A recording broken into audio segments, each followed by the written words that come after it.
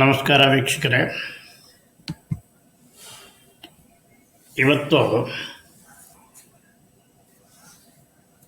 ಶ್ರೀ ಲಲಿತಾದೇವಿಯ ಅಪಾರ ಮಹಿಮೆಯನ್ನು ಕೀರ್ತಿಸುವ ದಿವ್ಯ ಶ್ಲೋಕದ ಆಳವಾದ ಅರ್ಥವನ್ನು ಅರಿಯಲು ಪ್ರಯತ್ನಿಸುತ್ತೇವೆ. ಈ ದರ್ಶ ಪರಿಭಾವಿ ಕಪಾಲಭೂಹು ಎಂಬ ಈ ಶ್ಲೋಕವು ದೇವಿಯ ದಿವ್ಯ ಸೌಂದರ್ಯವನ್ನಷ್ಟೇ ಅಲ್ಲ, ಅವರ ಆಧ್ಯಾತ್ಮಿಕ ಶಕ್ತಿಯನ್ನು ವರ್ಣಿಸುತ್ತೆ. ಈ ಶ್ಲೋಕವನ್ನು ಪಠಿಸಲು ಧ್ಯಾನಿಸಲು ಮಾತ್ರವಲ್ಲ, ಇದರ ವೈಜ್ಞಾನಿಕ ಹಾಗೂ ಆಧ್ಯಾತ್ಮಿಕ ಅರ್ಥವನ್ನು ಅಳವಡಿಸಿಕೊಂಡಾಗ ನಮ್ಮ ಜೀವನದಲ್ಲಿ ಶಾಂತಿ, ಜ್ಞಾನ ಮತ್ತು ಶಕ್ತಿಯ ಬೆಳಕು ಹರಿಯಲು ಪ್ರಾರಂಭ ಆಗುತ್ತೆ. ದೇವಿಯ ದಿವ್ಯ ವರ್ಣನೆಯ ಮೂಲಕ ನಮ್ಮ ವಾಣಿಯ ಶುದ್ಧತೆ, ಮನೋಶಕ್ತಿ ಮತ್ತು ಜ್ಞಾನೋದಯವನ್ನು ವೃದ್ಧಿಸಲು ಸಾಧ್ಯ. ಈ ಶ್ಲೋಕದಲ್ಲಿ ತುಟಿಗಳ ಕಾಂತಿ, ಹಲ್ಲುಗಳ ಶುದ್ಧತೆ, ಮಾತಿನ ಶಕ್ತಿ ಹಾಗೂ ದಿವ್ಯ ಪರಿಮಳದ ಪ್ರಭಾವವನ್ನು ವಿವರಣೆ ಮಾಡಲಾಗಿದೆ. ಆದರೆ ಇದು ಕೇವಲ ಭೌತಿಕ ವರ್ಣನೆಯಲ್ಲ, ಇದು ನಮ್ಮ ವಿಶುದ್ಧಿ ಚಕ್ರ, ಆಜ್ಞಾಚಕ್ರ ಮತ್ತು ಅನಾಹತ ಚಕ್ರಗಳ ಶಕ್ತಿಯನ್ನು ಜಾಗೃತಿಗೊಳಿಸುವ ಒಂದು ಮಹಾಶಕ್ತಿಯಾಗಿದೆ ಅಂತ ಹೇಳ್ಬೋದು. ಈ ವಿಡಿಯೋದ ಮೂಲಕ ನಾವು ಈ ಶ್ಲೋಕವನ್ನು ಸಂಪೂರ್ಣವಾಗಿ ವಿವರಿಸಿ ಧ್ಯಾನದ ವಿಧಾನ, ವೈಜ್ಞಾನಿಕ ಮತ್ತು ಆಧ್ಯಾತ್ಮಿಕ ಪ್ರಯೋಜನಗಳು ಹಾಗೂ ಪೂಜಾ ವಿಧಾನಗಳ ಕುರಿತು ಚರ್ಚಿಸೋಣ. ನೀವು ಈ ಶ್ಲೋಕವನ್ನು ನಿತ್ಯವೂ ಪಠಿಸಿ ಅದರ ಜ್ಞಾನವನ್ನು ನಿಮ್ಮ ಜೀವನದಲ್ಲಿ ಅಳವಡಿಸ್ಕೊಂಡ್ರೆ ಮಾತಿನ ಶಕ್ತಿ, ಆಧ್ಯಾತ್ಮಿಕ ಶಕ್ತಿ ಹಾಗೂ ದಿವ್ಯ ಅನುಗ್ರಹ ಸದಾ ನಿಮ್ಮೊಂದಿಗೆ ದಾರಿ ಬೆಳಗಿಸುತ್ತೆ. ನಮ್ಮ ಚಾನಲನ್ನು ಸಬ್ಸ್ಕ್ರೈಬ್ ಮಾಡಿ ಈ ಜ್ಞಾನವನ್ನು ಇನ್ನಷ್ಟು ಜನರಿಗೂ ಹಂಚಿ. ನಮಸ್ಕಾರ. ಶ್ರೀ ಲಲಿತಾಂಬಿಗೆ ಜಯವಾಗಲಿ. ಈಗ ಮುಖ್ಯವಾಗಿ ಪದಶಃ ಅರ್ಥ ನೋಡೋಣ, ಇದೇನು ಹೇಳಿದೆ ಅಂತ ಹೇಳ್ಬಿಟ್ಟು. ಈಗ ಶ್ಲೋಕದ ಏನು ಅಂತ ನೋಡೋಣ.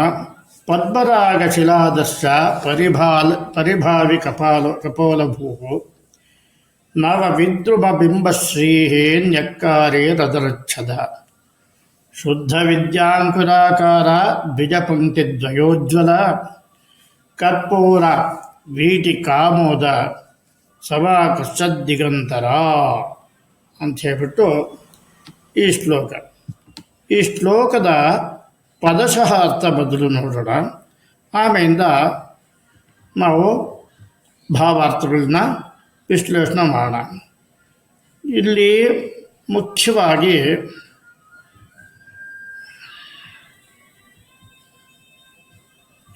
ಪದ್ಮರಾಗ ಅಂತ ಏನು? ಪದ್ಮರಾಗ ಅಂದರೆ ಈ ಕೆಂಪು ಬಣ್ಣದ ರತ್ನ, ಇದು ರೂಬಿ ಅಂತ ಹೇಳ್ಬಿಟ್ಟು ಹೇಳ್ಬೋದು. ಶಿಲಾದರ್ಶ, ಇಲ್ಲಿ ಎರಡು ಇದಿದೆ, ಪದ ಇದೆ, ಶಿಲಾ ಮತ್ತು ಆದರ್ಶ. ಇಲ್ಲಿ ಶಿಲಾ ಅಂದರೆ ಕಲ್ಲು, ಆದರ್ಶ ಅಂದರೆ ಕನ್ನಡಿ. ಅಂದರೆ ಕನ್ನಡಿಯಂತೆ ಪ್ರಕಾಶಮಾನವಾದ, ಪರಿಭಾವಿ ಅಂದರೆ ಮೀರಿಸುವ ಶ್ರೇಷ್ಠವಾದ ಅಂತ, ಕಪೋಲಭೂಹು ಅಂದರೆ ಗಲ್ಲಗಳು, ಕೆನ್ನೆಗಳು ಅಂತ. ಅದಾದಮೇಲೆ ನವವಿದ್ರುಮ ಅಂದರೆ ಹೊಸದಾಗಿ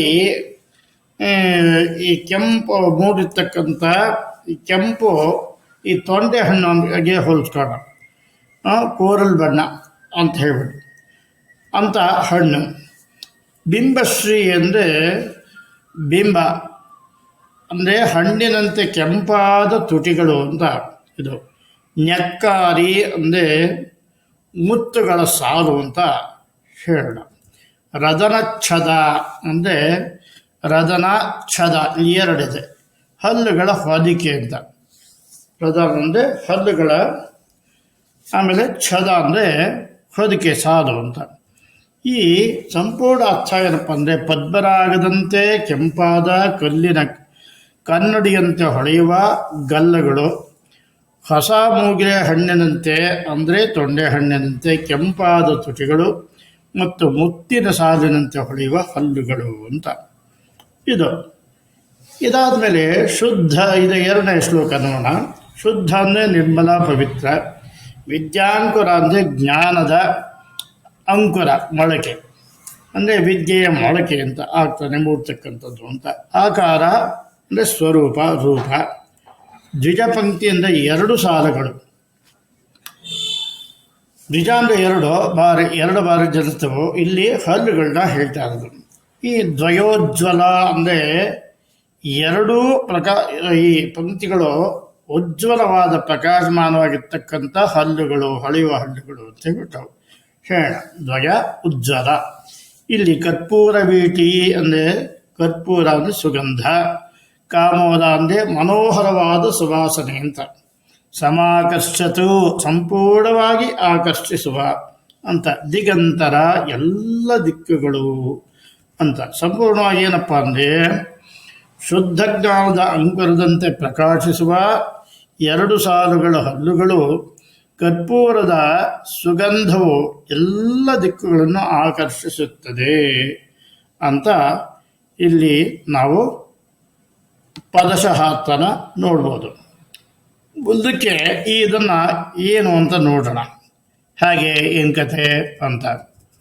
ಇಲ್ಲಿ ಪದ್ಮರಾಗ ಶಿಲಾದೃಷ್ಟ ಪರಿಭಾವಿ ಕಪೋಲಭೂಹು ಅಂದರೆ ಪದ್ಮರಾಗದ ಅಂದರೆ ಕೆಂಪು ರತ್ನ ಕಾಂತಿಯನ್ನು ಮೀರಿಸುವ ಕಪೋಲಗಳು, ಗಲ್ಲಗಳು ಅಂತ. ನವವಿದ್ರುಮ ಬಿಂಬಶ್ರೇಹೇ ಹೊಸದಾಗಿ ಮೂಡಿರ್ತಕ್ಕಂಥ ಕೆಂಪು ಹಣ್ಣಿನಂತೆ ಇರ್ತಕ್ಕಂಥ ಕೆಂಪಾದ ತುಟಿಗಳು, ನೆಕ್ಕಾರಿ ರದನಚ್ಛದ ಅಂದರೆ ಮುತ್ತಿನ ಹಾಲುಯಂತೆ ಹೊಳೆಯುವ ಹಲ್ಲುಗಳ ಸಾಲು, ಮತ್ತು ಶುದ್ಧ ವಿದ್ಯಾಂಕುರಾಕಾರ ದ್ವಿಜಪಂಕ್ತಿ ದ್ವಯೋಜ್ವಲ ಅಂದರೆ ಶುದ್ಧ ಜ್ಞಾನದ ಅಂಕುರದಂತೆ ಹೊಳೆಯುವ ಎರಡು ಸಾಲುಗಳ ಹಲ್ಲುಗಳ ಪಂಕ್ತಿಗಳು ಅಂತ. ಆಮೇಲೆ ಕರ್ಪೂರ ವೀಟಿ ಕಾಮೋದ ಸಮಾಕರ್ಷ ದಿಗಂತರ. ಕರ್ಪೂರ ಅಂದರೆ ಕರ್ಪೂರದ ಸುಗಂಧವು ಎಲ್ಲ ದಿಕ್ಕುಗಳನ್ನು ಆಕರ್ಷಿಸುತ್ತದೆ ಅಂತ. ಈ ಅರ್ಥ ಏನಪ್ಪ ಅಂದರೆ ದಿವ್ಯ ಸೌಂದರ್ಯದ ದೇವತೆ ಕೆಂಪು ಗಲ್ಲಗಳ, ಕೆಂಪು ತೊಂಡೆ ಹಣ್ಣಿನಂಥ ತುಟಿಗಳ, ಮುತ್ತಿನ ಹಲ್ಲುಗಳು ಮತ್ತು ಸರ್ವವ್ಯಾಪಿ ಸುಗಂಧದಿಂದ ಕೂಡಿದ್ದಾಳೆ ಅಂತ. ಆಧ್ಯಾತ್ಮಿಕ ಜ್ಞಾನ ಏನಪ್ಪ ಅಂದರೆ ಈ ಪವಿತ್ರತೆ ಮತ್ತು ದಿವ್ಯಾನಂದದ ಸಂಯೋಜನೆ. ಈ ರೂಪವು ಭಕ್ತರ ಹೃದಯವನ್ನು ಕರ್ಪೂರದ ಸುಗಂಧದಂತೆ ಆಕರ್ಷಣೆ ಮಾಡುತ್ತೆ ಅಂತ ಹೇಳ್ಬಿಟ್ಟು ಹೇಳ್ಬೋದು. ವೈಜ್ಞಾನಿಕ ಮಾನಸಿಕ ಅಂಶಗಳು ಏನಪ್ಪ ಅಂದರೆ ಬಣ್ಣದ ಮನೋವಿಜ್ಞಾನ. ಈ ಕೆಂಪು ಅಂದರೆ ಪದ್ಮರಾಗ ಶಕ್ತಿ ಮತ್ತು ಉತ್ಸಾಹವನ್ನು ಉತ್ತೇಜಿಸ್ತಕ್ಕಂಥದ್ದು. ಬಿಳಿ ಮತ್ತು ಕರ್ಪೂರ ಮನಸ್ಸಿನ ಸ್ಪಷ್ಟತೆ ಮತ್ತು ಶಾಂತಿಯನ್ನು ನೀಡುತ್ತೆ ಅಂತ. ಸುವಾಸನೆ ಚಿಕಿತ್ಸೆ. ಕರ್ಪೂರದ ಸುಗಂಧವು ಒತ್ತಡವನ್ನು ಕಡಿಮೆ ಮಾಡಿ ಏಕಾಗ್ರತೆಯನ್ನು ಹೆಚ್ಚುತ್ತೆ. ಮಾನಸಿಕ ಚಿತ್ರಣ. ಈ ದಿವ್ಯ ರೂಪವನ್ನು ಧ್ಯಾನದಲ್ಲಿ ನೋಡೋದ್ರಿಂದ ಮನಸ್ಸು ಸ್ಥಿರವಾಗುತ್ತೆ ಅಂತ ಹೇಳ್ಬೋದು. ಆಧ್ಯಾತ್ಮಿಕ ಪ್ರಾಮುಖ್ಯತೆ ಏನಪ್ಪ ಅಂದರೆ ಚಕ್ರಗಳ ಸಕ್ರಿಯತೆ ಉಂಟಾಗುತ್ತೆ. ಏನು? ವಿಶುದ್ಧ ಚಕ್ರ ಗಂಟಲು ಜ್ಞಾನ ಮತ್ತು ಸತ್ಯವಾಣಿಗೆ ಸಂಬಂಧಿಸಿದೆ. ಅನಾಹತ ಚಕ್ರ ಹೃದಯ ಪ್ರೀತಿ ಮತ್ತು ಕರುಣೆಯನ್ನು ಪ್ರತಿಬಿಂಬಿಸುತ್ತೆ. ಈ ಕೋಶಗಳು ಏನಪ್ಪ ಅಂದರೆ ಮನೋಮಯ ಕೋಶ, ಮನಸ್ಸಿನ ಪದರ ಧ್ಯಾನದಿಂದ ಶಾಂತವಾಗುತ್ತೆ. ವಿಜ್ಞಾನಮಯ ಕೋಶ ಜ್ಞಾನದ ಪದರ, ಇದು ಜ್ಞಾನದ ಅಂಕುರದೊಂದಿಗೆ ಜಾಗೃತವಾಗುತ್ತೆ. ಆನಂದಮಯ ಕೋಶ ಆನಂದದ ಪದರ, ಆಳವಾದ ಧ್ಯಾನದಲ್ಲಿ ಅನುಭವಿಸ್ಬೋದು ಅಂತ ಹೇಳ್ಬೋದು. ಮಾನವ ಜೀವನದಲ್ಲಿ ಅನ್ವಯ ಏನಪ್ಪ ಅಂದರೆ ದೇವತೆಯ ಕಾಂತಿಯುತ ಮುಖವನ್ನು ಕಲ್ಪನೆ ಮಾಡಿ ಗಲ್ಲಗಳು, ತುಟಿಗಳು, ಹಲ್ಲುಗಳು ಇದನ್ನು ನಾವು ಸಂಪೂರ್ಣವಾಗಿ ಕಲ್ಪನೆ ಮಾಡ್ಕೋಬೇಕಾಗುತ್ತೆ. ಈ ಶ್ಲೋಕಗಳನ್ನು ಜಪಿಸಿ ಅವುಗಳ ಗುಣಗಳನ್ನು ಅಂದರೆ ಪವಿತ್ರತೆ, ಜ್ಞಾನ ಆಂತರಿಕಗೊಳಿಸಬೇಕಾಗುತ್ತೆ. ಈಗ ಪರಿಣಾಮಗಳೇನಪ್ಪ ಅಂದರೆ ಮನಸ್ಸಿನ ಸ್ಪಷ್ಟತೆ, ಆತ್ಮವಿಶ್ವಾಸ, ಸೃಜನಶೀಲತೆ ಮತ್ತು ಆಧ್ಯಾತ್ಮಿಕ ಸಂಪರ್ಕ ಇದು ಉಂಟಾಗುತ್ತೆ. ಅದಾದಮೇಲೆ ನಮ್ರತೆ ಏನು ಅಂದರೆ ಕರ್ಪೂರ ಸ್ವಯಂ ವಿಸರ್ಜನೆ ಮತ್ತು ವಿವೇಕ ವಿದ್ಯಾ ಇದನ್ನು ಬೆಳಗಿಸುತ್ತೆ. ಈ ಪೂಜಾ ವಿಧಾನ ಏನಪ್ಪ ಅಂದರೆ ಪೂಜಾ ಮಂಟಪ ಕೆಂಪು ಬಟ್ಟೆ ದಿವ್ಯ ಪ್ರೀತಿಯ ಸಂಕೇತ ಮತ್ತು ದೇವತೆಯ ಪ್ರತಿಮೆ ಚಿತ್ರ ಇದನ್ನು ಇಟ್ಕೋಬೇಕಾಗುತ್ತೆ. ನೈವೇದ್ಯ ಏನಪ್ಪ ಅಂದರೆ ದಾಸವಾಳದ ಹೂವು ಶಕ್ತಿಗಾಗಿ, ಕರ್ಪೂರ ಶುದ್ಧೀಕರಣಕ್ಕಾಗಿ, ತೆಂಗಿನಕಾಯಿ, ಬಿಳಿ ಮಿಠಾಯಿ ಅಂದರೆ ಈ ಮುಖ್ಯವಾಗಿ ಕೊಬ್ಬರಿ ಮಿಠಾಯಿ ಅಂತ ಹೇಳ್ತೀವಲ್ಲ ಅದನ್ನು ಇಟ್ಕೊಳ್ಳೋದು ಒಳ್ಳೆಯದು. ಮಂತ್ರ ಜಪ ಏನಪ್ಪ ಅಂದರೆ ಈ ಶ್ಲೋಕವನ್ನು 9 ರಿಂದ 10 ಬಾರಿ ಭಕ್ತಿಯಿಂದ ಪಠಿಸಬೇಕಾಗುತ್ತೆ. ಕೊನೆ ಪಕ್ಷ 12 ಒಂದು ಕಾಲ ಬಂಡಲ ಇದನ್ನು ಪಠಿಸಬೇಕಾಗುತ್ತೆ. ಧ್ಯಾನ ಏನವೆಂದರೆ 108 ಸಲ ಪಠಿಸಿದ್ರೆ ತುಂಬ ಒಳ್ಳೆಯದು. 1008 ಸಲ ಅಂತೂ ಇನ್ನೂ ಅತಿ ನಿಮಗೆ ಆ ದೇವಿನೇ ಒಲಿತಾಳೆ ಅಂತ ಹೇಳ್ಬೋದು. ಧ್ಯಾನ ಏನಪ್ಪ ಅಂದರೆ ದೇವತೆಯ ರೂಪವನ್ನು ಪಾದಗಳಿಂದ ಮುಖದವರೆಗೆ ಕಲ್ಪನೆ ಮಾಡಬೇಕು. ಅದಾದಮೇಲೆ ಆರತಿ ಕರ್ಪೂರದ ಬೆಳಕನ್ನು ಹಿಡಿದು ಅಜ್ಞಾನವನ್ನು ದೂರ ಮಾಡು ಅಂತ ಹೇಳಿ ಅವ ಕರ್ಪೂರವನ್ನು ಬೆಳಗಬೇಕಾಗುತ್ತೆ. ಚಕ್ರಗಳು ಮತ್ತು ಕೋಶಗಳು ಸಕ್ರಿಯತೆ ಈ ವಿಶುದ್ಧ ಚಕ್ರ ಗಂಟಲು ಮಂತ್ರ ಪಠಣದಿಂದ, ಅನಾಹತ ಚಕ್ರ ಭಕ್ತಿಯಿಂದ, ಕೋಶಗಳು ಯಾವುದೇ ಏನಪ್ಪ ಅಂದರೆ ಪ್ರಾಣಮಯ ಕೋಶ ಕರ್ಪೂರದ ಸುವಾಸನೆ ಚೈತನ್ಯವಾಗುತ್ತೆ. ಆನಂದಮಯ ಕೋಶ ಧ್ಯಾನದಲ್ಲಿ ಅನುಭವಿಸಬೇಕಾಗುತ್ತೆ. ಈಗ ಮುಖ್ಯವಾಗಿ ಇಲ್ಲಿ ನಾವು ನಮಗೆ ಹೇಳೋದೇನು ಅಂತಂದರೆ ಈ ಶ್ಲೋಕ ದೇವಿಯ ದಿವ್ಯ ಸೌಂದರ್ಯ ಮತ್ತು ಆಧ್ಯಾತ್ಮಿಕ ಶಕ್ತಿಯನ್ನು ಒತ್ತಿ ಹೇಳುತ್ತೆ. ಇದರ ಜಪ, ಧ್ಯಾನ, ಪೂಜೆ ಮತ್ತು ವಾಕ್ಸಂಯಮ ಜ್ಞಾನ ಮತ್ತು ಆರೋಗ್ಯವನ್ನು ವೃದ್ಧಿಸುತ್ತೆ. ಈ ಶ್ಲೋಕವನ್ನು ಧ್ಯಾನಿಸುವುದು ಶುದ್ಧ ಬುದ್ಧಿ ಮತ್ತು ಪರಮಶಕ್ತಿಯ ಅನುಗ್ರಹ ಪಡೆಯಲು ಅತ್ಯಂತ ಪ್ರಭಾವಿ ಮಾರ್ಗ ಆಗಿದೆ ಅಂತ ಹೇಳ್ಬಿಟ್ಟು, ಅದರಿಂದ ಪ್ರತಿಯೊಂದು ಶ್ಲೋಕವನ್ನು ನೀವು ಅನುಭವಿಸಿ ಅದನ್ನು ಪಠನೆ ಮಾಡಿದಾಗ ನಿಮಗೆ ಸಂಪೂರ್ಣವಾಗಿ ಅದರ ಫಲ ಸಿಕ್ಕೇ ಸಿಗುತ್ತೆ.